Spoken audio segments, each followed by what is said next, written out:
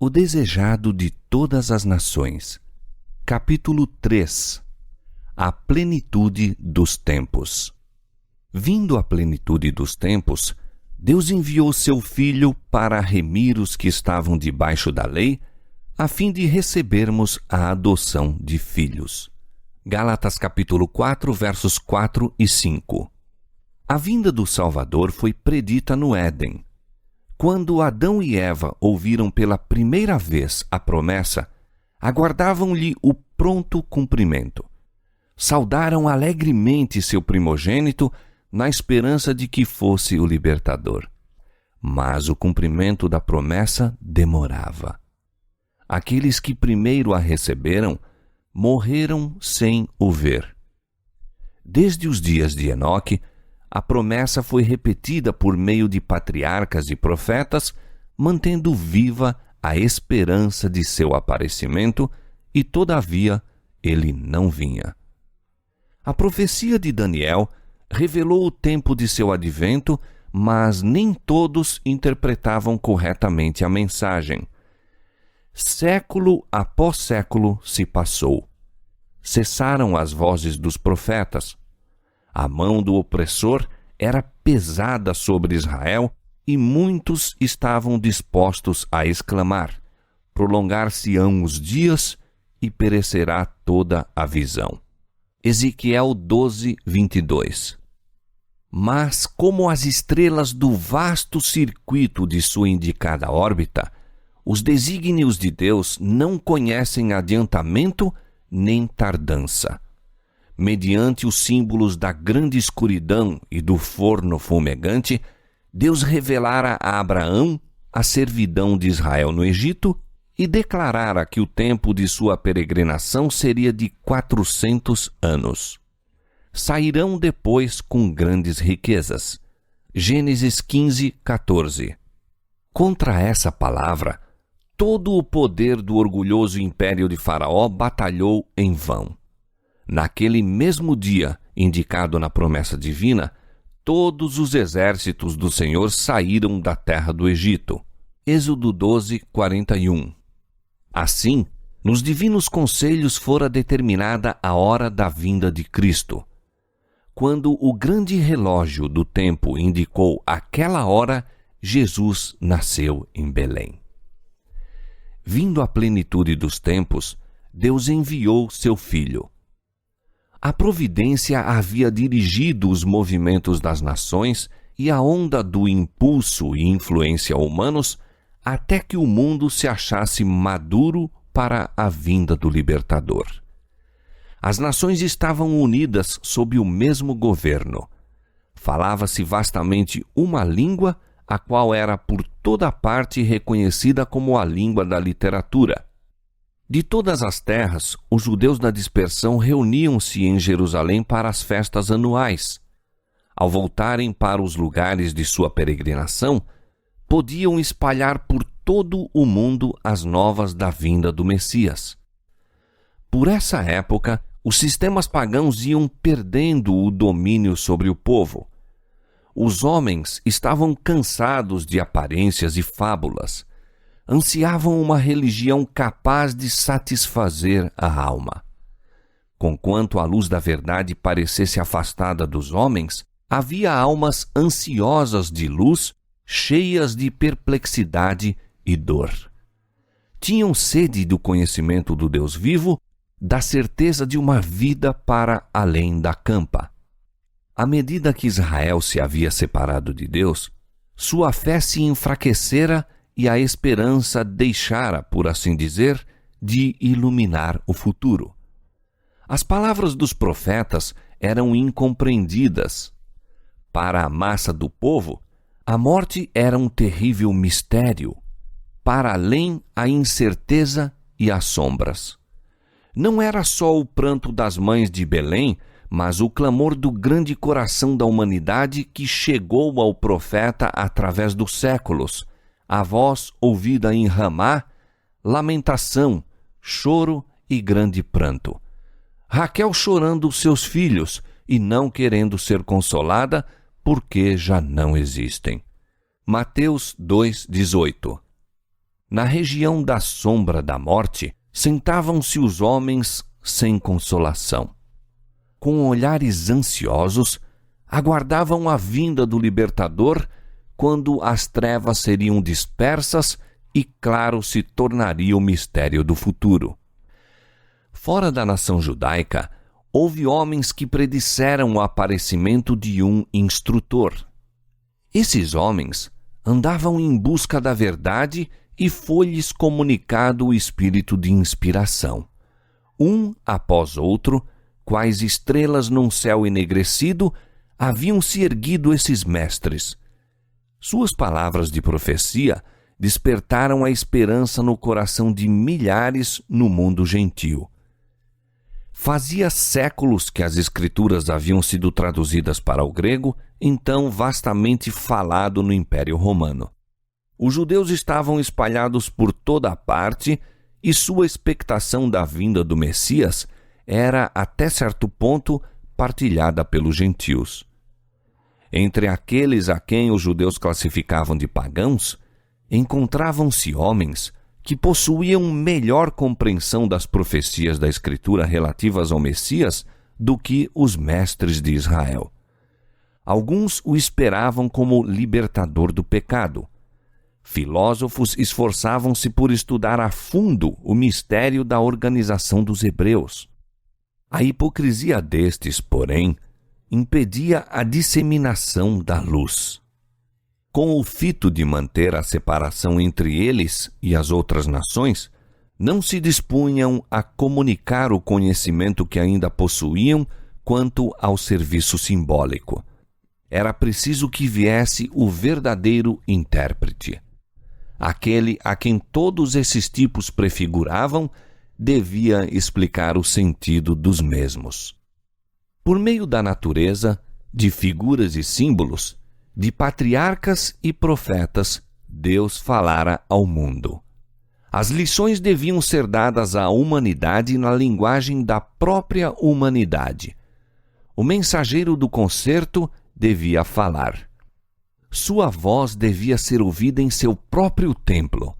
Cristo tinha de vir para proferir palavras que fossem claras e positivamente compreendidas.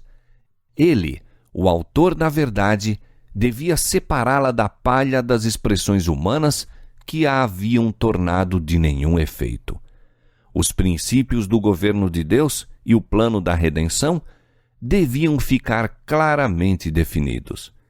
As lições do Velho Testamento precisavam ser plenamente apresentadas aos homens. Havia entre os judeus ainda algumas almas firmes, descendentes daquela santa linhagem através da qual fora conservado o conhecimento de Deus. Estes acalentavam a esperança da promessa feita aos pais. Fortaleciam a fé, repousando na certeza dada por intermédio de Moisés. O Senhor vosso Deus vos suscitará um profeta dentre vossos irmãos, semelhante a mim. A este ouvireis em tudo que vos disser. Atos 3, 22. E novamente liam como o Senhor havia de ungir alguém para pregar boas novas aos mansos, restaurar os contritos de coração, proclamar liberdade aos cativos e apregoar o ano aceitável do Senhor. Isaías capítulo 61, versos 1 e 2. Liam como ele havia de estabelecer a justiça sobre a terra, como as ilhas aguardariam a sua doutrina, como os gentios andariam à sua luz e os reis ao resplandor que lhe nascera. Isaías capítulo 42, verso 4 e capítulo 60, verso 3. As derradeiras palavras de Jacó os enchiam de esperança. O cetro não se arredará de Judá, nem o legislador dentre seus pés, até que venha Siló. Gênesis 49, 10. O enfraquecido poder de Israel testemunhava que a vinda do Messias estava às portas. A profecia de Daniel pintava a glória do seu reino sobre um domínio que sucederia a todos os impérios terrestres. E disse o profeta: subsistirá para sempre. Daniel 2:44. Ao passo que poucos entendiam a natureza da missão de Cristo, era geral a expectativa de um poderoso príncipe que havia de estabelecer seu reino em Israel e que viria como um libertador para as nações. Chegara a plenitude dos tempos. A humanidade, tornando-se mais degradada através dos séculos de transgressão, pedia a vinda do Redentor. Satanás estivera em operação para tornar intransponível o abismo entre a terra e o céu. Por suas falsidades, tornara os homens atrevidos no pecado. Era seu desígnio esgotar a paciência de Deus e extinguir-lhe o amor para com os homens, de maneira que ele abandonasse o mundo à satânica jurisdição. Satanás estava procurando vedar ao homem o conhecimento de Deus, desviar-lhe a atenção do templo divino e estabelecer seu próprio reino. Dir-se-ia coroada de êxito sua luta pela supremacia. É verdade que em toda geração Deus tem seus instrumentos. Mesmo entre os gentios, havia homens por meio dos quais Cristo estava operando para elevar o povo de seu pecado e degradação. Mas esses homens eram desprezados e aborrecidos. Muitos deles haviam sofrido morte violenta. A escura sombra que Satanás lançara sobre o mundo tornara-se cada vez mais densa. Por meio do paganismo, Satanás desviara por séculos os homens de Deus, mas conseguira seu grande triunfo ao perverter a fé de Israel. Contemplando e adorando suas próprias concepções, os gentios haviam perdido o conhecimento de Deus, tornando-se mais e mais corruptos. O mesmo se deu com Israel. O princípio de que o homem se pode salvar por suas próprias obras e que jaz à base de toda a religião pagã, tornara-se também o princípio da religião judaica. Implantara-o Satanás. Onde quer que seja mantido, os homens não têm barreira contra o pecado. A mensagem de salvação é comunicada aos homens por intermédio de instrumentos humanos, mas os judeus haviam procurado monopolizar a verdade, que é a vida eterna. Entesouraram o vivo maná que se corrompera. A religião que tinham buscado guardar só para si tornara-se um tropeço.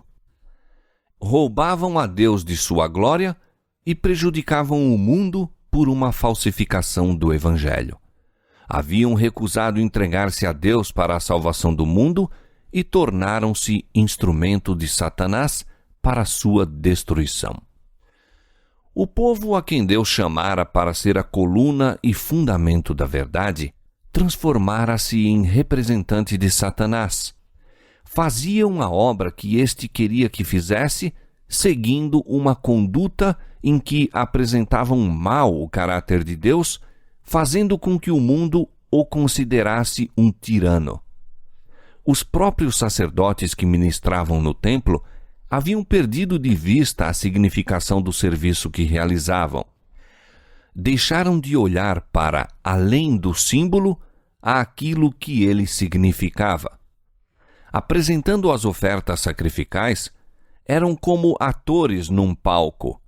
As ordenanças que o próprio Deus indicara tinham se tornado o meio de cegar o espírito e endurecer o coração. Deus não poderia fazer nada mais pelo homem por meio desses veículos. Todo o sistema devia ser banido. O engano do pecado atingira sua culminância. Todos os meios para depravar a alma dos homens haviam sido postos em operação. Contemplando o mundo, o Filho de Deus viu sofrimento e miséria. Viu, com piedade, como os homens se tinham tornado vítimas da crueldade satânica. Olhou compassivamente para os que estavam sendo corrompidos, mortos, perdidos. Estes tinham escolhido um dominador que os jungia a seu carro como cativos. confundidos e enganados, avançavam em lúgubre procissão rumo à ruína eterna, para a morte em que não há nenhuma esperança de vida, para a noite que não tem alvorecer. Agentes satânicos estavam incorporados com os homens. O corpo de criaturas humanas, feito para a habitação de Deus, tornara-se morada de demônios. Os sentidos, os nervos, as paixões, os órgãos dos homens eram por agentes sobrenaturais levados a condescender com a concupiscência mais vil. O próprio selo dos demônios se achava impresso na fisionomia dos homens. Esta refletia a expressão das legiões do mal de que se achavam possessos. Eis a perspectiva contemplada pelo Redentor do mundo. Que espetáculo para a infinita pureza! O pecado se tornara uma ciência e era o vício consagrado como parte da religião. A rebelião deitara profundas raízes na alma e violenta era a hostilidade do homem contra o céu. Ficara demonstrado perante o universo que, separada de Deus, a humanidade não se podia erguer. Novo elemento de vida e poder tinha de ser comunicado por aquele que fizera o mundo. Com intenso interesse, os mundos não caídos observavam para ver Jeová levantar-se e assolar os habitantes da terra. E fizesse Deus assim, Satanás estaria pronto a levar a cabo seu plano de conquistar a aliança dos seres celestiais. Declarara ele que os princípios de Deus tornavam impossível o perdão. Houvesse o mundo sido destruído, e teria pretendido ser injustas as suas acusações. Estava disposto a lançar a culpa sobre o Senhor e estender sua rebelião pelos mundos em cima. Em lugar de destruir o mundo, porém, Deus enviou seu Filho para o salvar. Embora se pudessem, por toda parte do desgarrado domínio, ver corrupção e desafio, foi movido um meio para resgatá-lo. Justo no momento da crise, quando Satanás parecia prestes a triunfar, veio o Filho de Deus com a embaixada da graça divina. Através de todos os séculos, de todas as horas, o amor de Deus se havia exercido para com a raça caída. Não obstante a perversidade dos homens, os sinais da misericórdia tinham sido constantemente manifestados. E ao chegar à plenitude dos tempos, a divindade era glorificada derramando sobre o mundo um dilúvio de graça vivificadora, o qual nunca seria impedido nem retido enquanto o plano da salvação não se houvesse consumado. Satanás rejubilava por haver conseguido rebaixar a imagem de Deus na humanidade. Então veio Cristo a fim de restaurar no homem a imagem de seu Criador. Ninguém, senão Cristo, pode remodelar o caráter arruinado pelo pecado. Veio para expelir os demônios que haviam dominado a vontade. Veio para nos erguer do pó, reformar o caráter manchado, segundo o modelo de seu divino caráter, embelezando-o com sua própria glória.